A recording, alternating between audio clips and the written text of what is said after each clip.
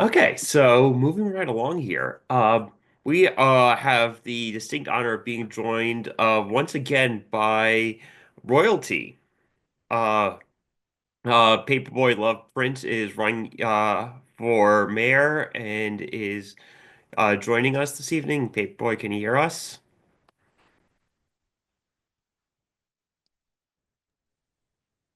Paperboy? Hello, Oh, hello. Can you hear me? yes.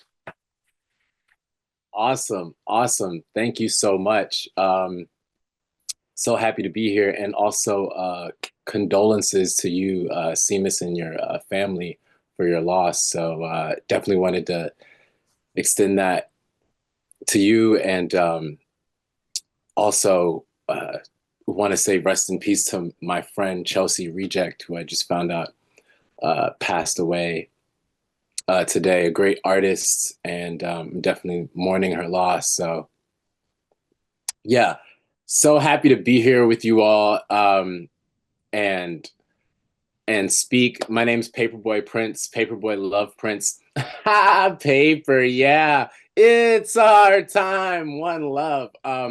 It's great to be back. Normally I honestly don't end up doing endorsement meetings because there's so many issues with the process, but I love getting to speak to you all and love getting to learn from other candidates as well as just folks around the city. So, yeah, the main thing that I want to kind of talk about today is right now we're at a turning point in this country, right? Like it's a turning point that we can't ignore. And the politicians in this city, the establishment politicians in the city, are largely to blame for that.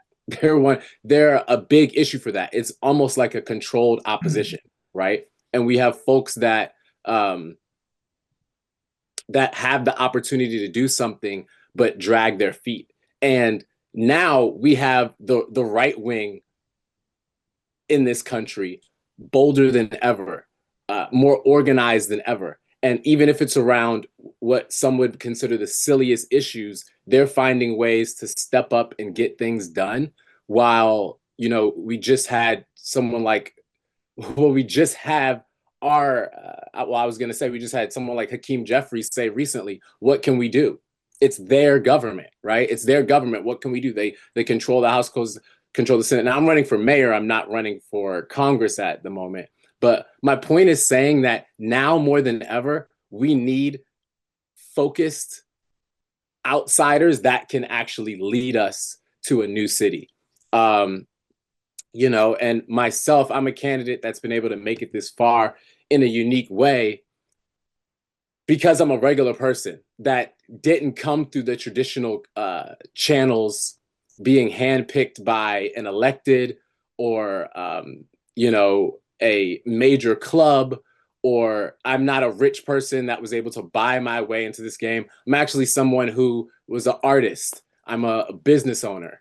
I have a local business here at 1254 Myrtle Avenue in Brooklyn, and have been supported so much by this community as a regular person. And we've gotten so far away from that. And in this mayor race, we have a slew of establishment politicians who've been running for office, who are supported by the same people and have the same ideas. And we're going to get the same results. So now we really need to, now more than ever, if we want to push the Democratic Party forward, if we want to bring new people in, we have to focus on futuristic ideas, futuristic ideals, and something that really inspires me, which is love. When I first started advocating for love, people said it was a joke, that it wasn't important. There's no place in politics for that. But the other side has plenty of place for hate. The other side has plenty of place for bigotry. They find space for that. And then folks on the Democratic side, sorry, I'm getting so emotional talking about it, folks on the Democratic side, because they don't know how to combat that, they end up responding with hate. Right now, I'm saying let's focus on love. Obviously, the economics in the city are broken.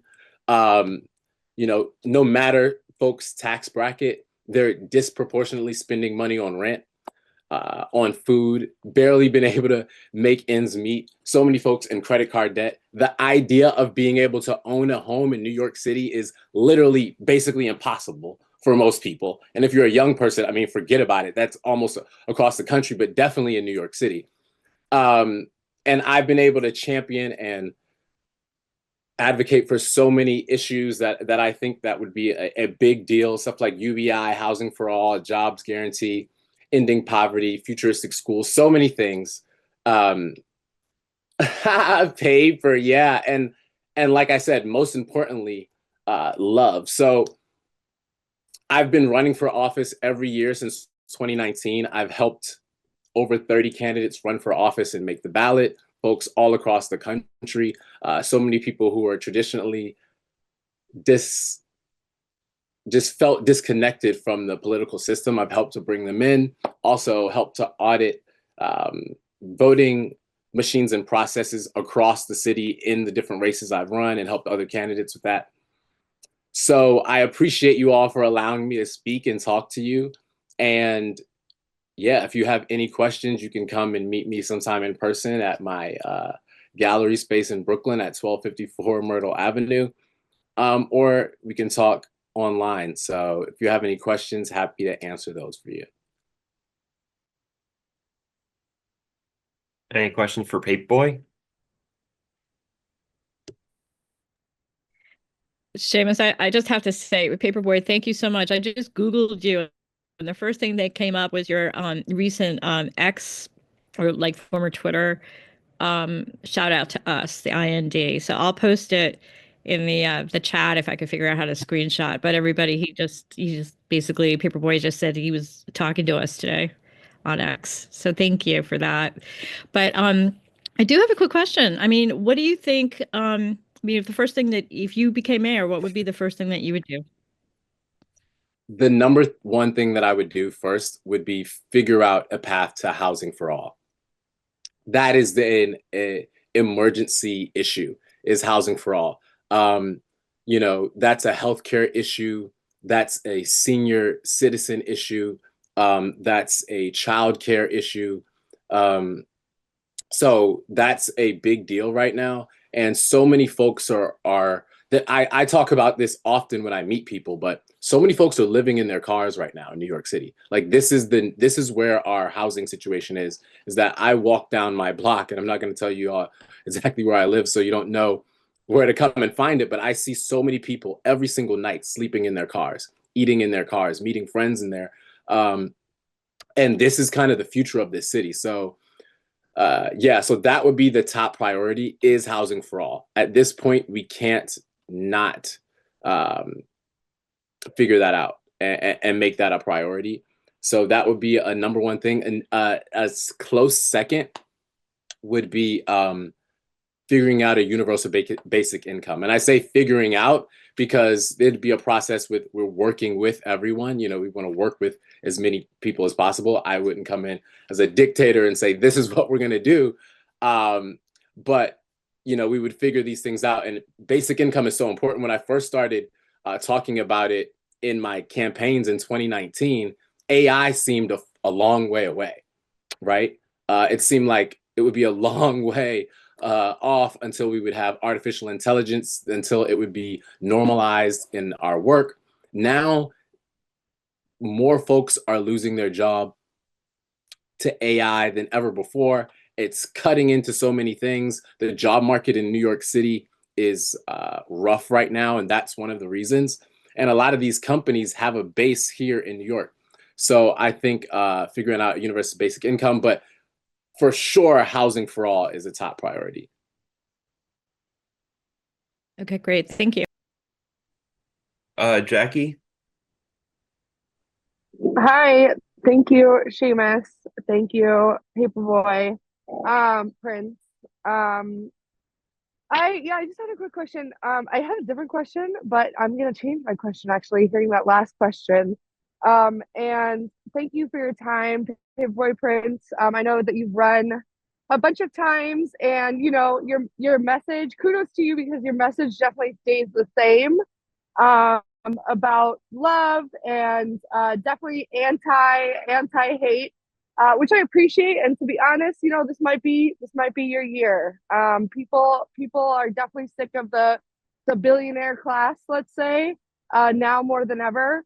But to piggyback on that last question about housing for all, which you just said was definitely something that you would want to tackle right away. Um, there have been in the past several initiatives that have attempted housing for all and affordable housing and different levels of that in the city. What are some of your ideas for initiatives for that? So thank you so much for that question. And yes, I have run for office a bunch of times. In fact, I like to joke, but as a joke, it's serious. I say, hey, I've gotten more votes for mayor than anybody else in the mayor race, save Eric Adams. And to be fair, they weren't running last year, but it's true. And over 70,000 people helped to vote for us in New York City's first ranked choice voting election. So we're super happy about that. It wasn't a win, but it's a step forward. And as far as figuring out, housing for all and some of those initiatives, when I first spoke, I talked about controlled opposition, and a lot of the candidates and current electeds in our state government, as well as our city government, they pretend, and I think they mean well. Actually, I'll say this: when I ran for mayor last year, one of the candidates said, "What's the average cost of a home in New York City?" And I think they said $100,000, and they were completely unaware that the average price of a home at that time was around $900,000. I think now it's closer to $1 million. My point is, there's two things happening. One, the people in office literally actually just don't know the numbers and aren't aware, so they aren't aware of how dire the situation is. And then two, it is a controlled opposition. A lot of times they end up not wanting to advocate for a true solution. They want to advocate for something that they know isn't going to work so that they don't have to do the work. And this is what ends up happening with affordable housing. Folks know when they hear affordable housing, it basically means it's not going to be affordable. It's basically like not affordable. It's a joke, and it's by people who are out of touch. Also, so many folks in New York are freelancers. They have different types of ways of getting their income, and the way to be able to qualify for these things is, outdated in a lot of ways. Um, so that's kind of one of the first things to attack is move the folks out of the way that are claiming to be champions for housing. We have to move them out of the way and get true housing champions, and folks that have, real futuristic solutions to be able to advocate for those. Wonderful. Thank you so much. We're at time here. I have one. Okay. Oh, Ira, we can. You're like, yeah, we're at time. Okay. We're actually past. No, we're past. We can't. No, So again, we're past time, so we have to move on. Okay. Thank you so much. Thank you I so much, appreciate Paperboy. it. And have a great rest of the meeting. I appreciate that. Is Marissa Arboreto available?